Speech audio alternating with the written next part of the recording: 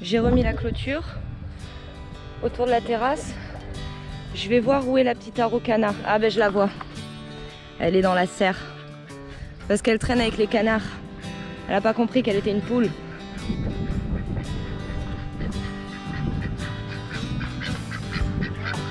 Alors petite araucana, c'est pas comme ça que tu vas t'intégrer ma belle? Bah oui. T'as une barbiche proéminente hein. Ouais, alors l'intégration se passe plutôt bien je dirais. Elles lui ont pas trop fait la misère les poules, elles sont assez gentilles. Elles l'ont laissé tranquille. Et là maintenant, le problème c'est que j'ai libéré les canards, j'ai libéré les poules, j'ai laissé tout le monde maintenant faire sa vie. Parce que l'herbe a bien repoussé, les poules vont l'attendre.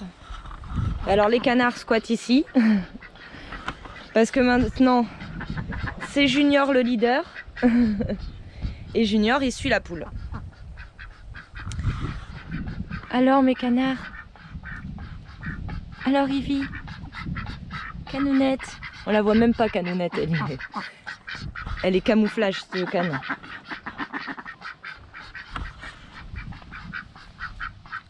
Alors ma belle. Ça va ma petite caninounette? Oh toi alors. Je sais pas si vous arrivez à voir d'ici. Il y a une crête qui se forme sur le haut de la tête quand ils sont un peu stressés ou excités. Ils ont une sorte de crête sur le haut de la tête, les canards.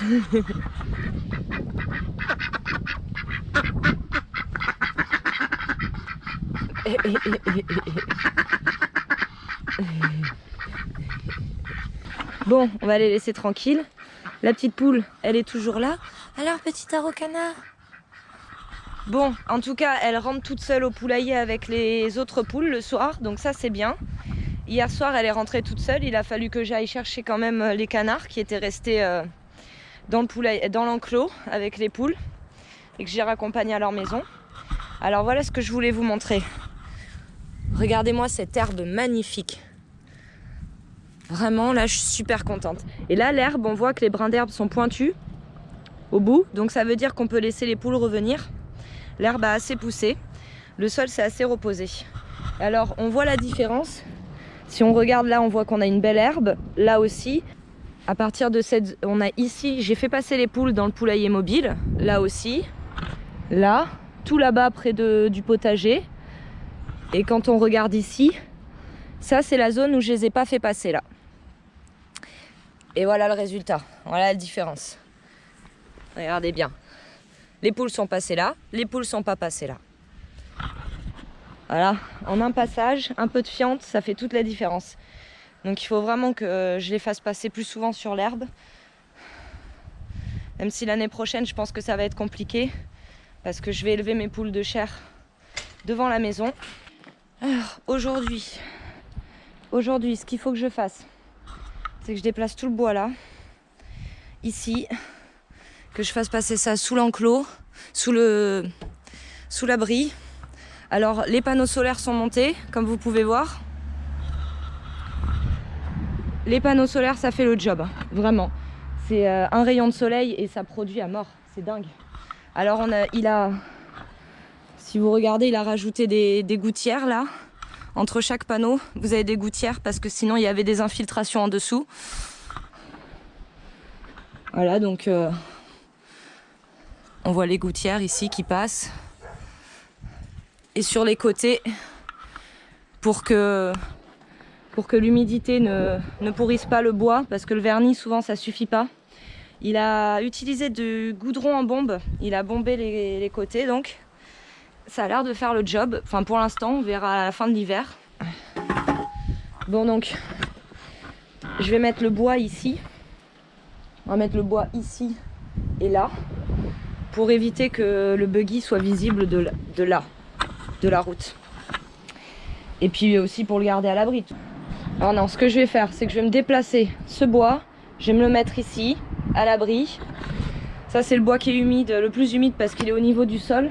Donc on se chauffera d'abord avec celui-là. Donc je vais mettre d'abord celui-ci là. Comme ça je pourrai déplacer toutes les poutres là qui sont pleines de vis grosses comme ça et les mettre ici. Et ensuite je pourrai déplacer le reste du tas ici et récupérer tout ce qui est là et le mettre là. Voilà.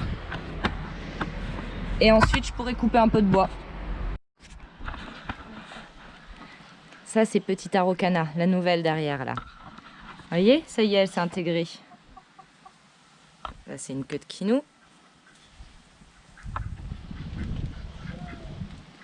On va voir, est-ce que elle se prend un coup de bec en passant? Et non.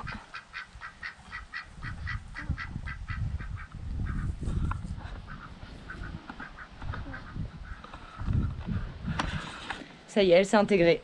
3-4 jours maximum. Pour que le tas se foute pas le camp dès qu'on commence à prendre des bûches, on commence par les croiser sur le côté, de cette façon, deux dans un sens, deux dans l'autre, en essayant d'avoir une hauteur similaire à peu près. Et ensuite on peut commencer à mettre le bois.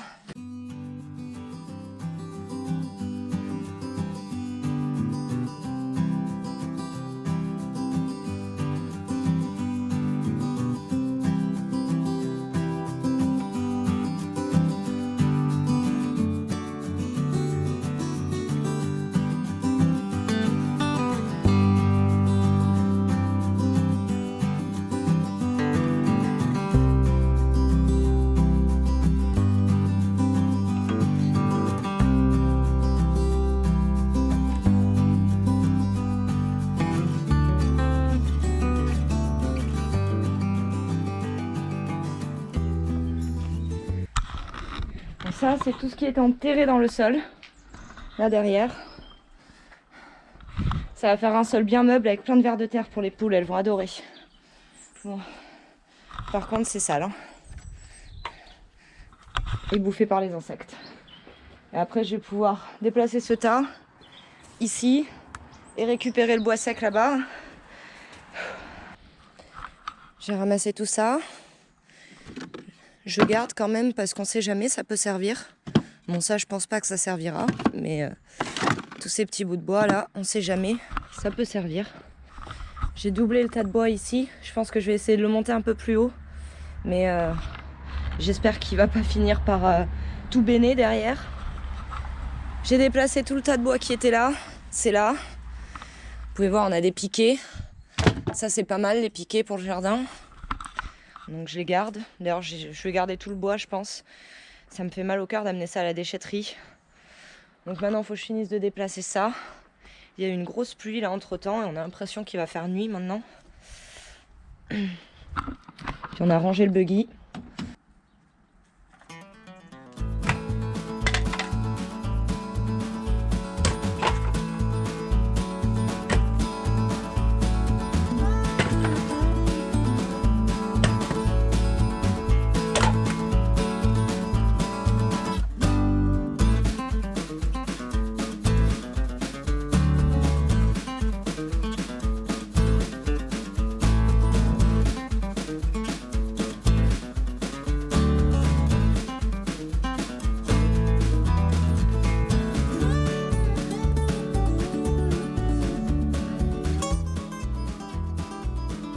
Faudrait que je me récupère quelques bûches ici qui sont sèches pour faire du feu avant de mettre du bois mouillé par-dessus.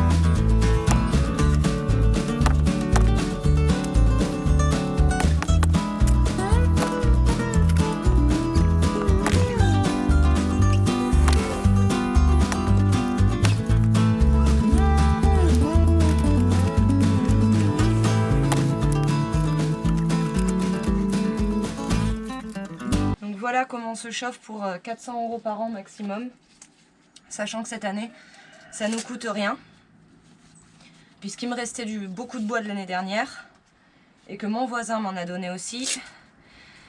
Cette année, on n'aura pas besoin d'en commander. Ça tombe bien parce qu'il est déjà un peu tard dans la saison. Le bois, c'est bien de le commander au printemps, comme ça il sèche durant tout l'été en plus. Parce que souvent ils mettent 1 an et demi, 2 ans de séchage et le mieux c'est quand même 3 ans. Parce que si le bois est pas assez sec, vous pouvez avoir un incendie comme on a déjà eu une fois. On a le poêle à bois qui est monté trop en température puisque comme le bois brûlait pas, on a chargé le poêle beaucoup trop. C'est moi qui ai fait cette erreur, je précise. Et c'est simple, les flammes elles sortaient du conduit là-haut. Là, ici. Là où il y a le petit chapeau. Les flammes, elles sortaient de là.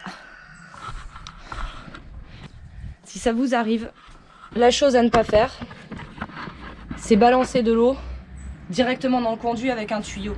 Ça, vous pouvez le faire, mais il ne faut pas balancer des grosses quantités d'eau d'un coup, donc il ne faut pas ouvrir l'eau d'un coup pour éteindre le feu et refroidir le conduit et le poêle à bois.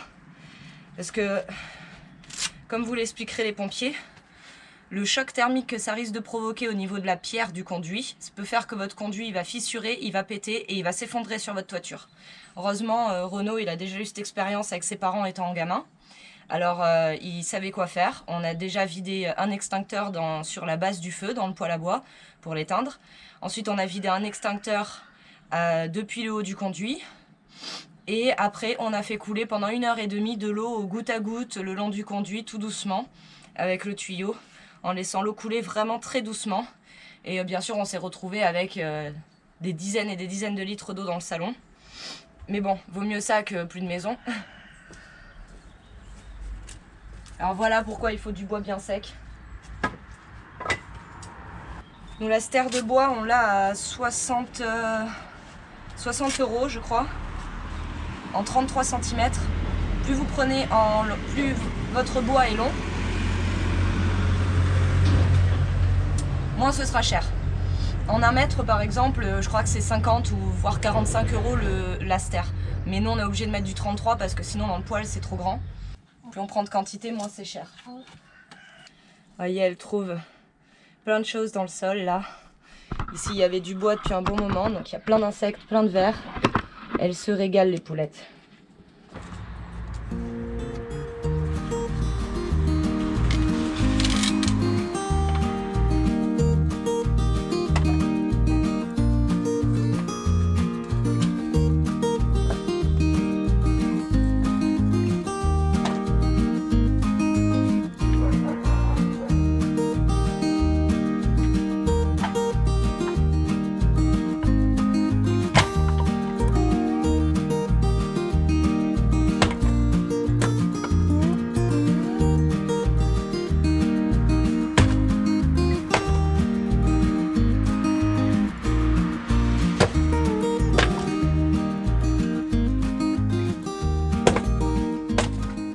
Ça, normalement, c'est le genre de travaux qu'on fait durant l'été. Je sais, je suis en retard. De toute façon, j'ai l'impression d'être tout le temps en retard sur ce qu'il y a à faire. Ce qui est un peu stressant en permanence. J'aurais pu faire avant, j'aurais pu faire plus. C'est toujours, je suis tout le temps en train de me dire ça. On ne sait pas ce qu'il y a de plus intéressant comme travail, hein, mais bon, ça doit être fait. Moi, j'aime bien m'occuper du bois, je trouve que c'est comme de la méditation un peu. C'est notre cadeau d'anniversaire pour nos 10 ans. On s'est dit, on va se faire un petit cadeau, quand même. Vous avez vu ma dernière trouvaille? Ça me fait délirer. Justine qui se sentait qui était bizarre là, bah, elle est toujours aussi pâle. Hein. C'est celle qui est à gauche là, la rousse. Elle est toujours aussi pâle. Mais sa crête et ses... Je sais pas comment on dit. Sont en train de redevenir rouges, on voit. Mais au niveau de sa tête et de son cou, c'est toujours très pâle. En tout cas, elle se comporte normalement. Elle fait sa vie, elle gratte le sol, elle mange. Elle n'est pas prostrée. Elle n'est pas seule dans un coin parce que souvent quand elles sont mal, elles sont seules dans un coin, sinon elles se font attaquer par les autres. Alors Max, bonjour mon coq. C'est bien les filles, préparez-moi ce sol. Ici je vais faire une extension du potager en fait. Je vais récupérer la clôture Et je vais l'amener jusque là. Je vais déclôturer à ce niveau-là en fait. Et je vais faire passer la clôture dans ce sens. Comme ça. Vous voyez? Jusqu'ici je pense. Puisqu'il faut que je laisse la mare au canard.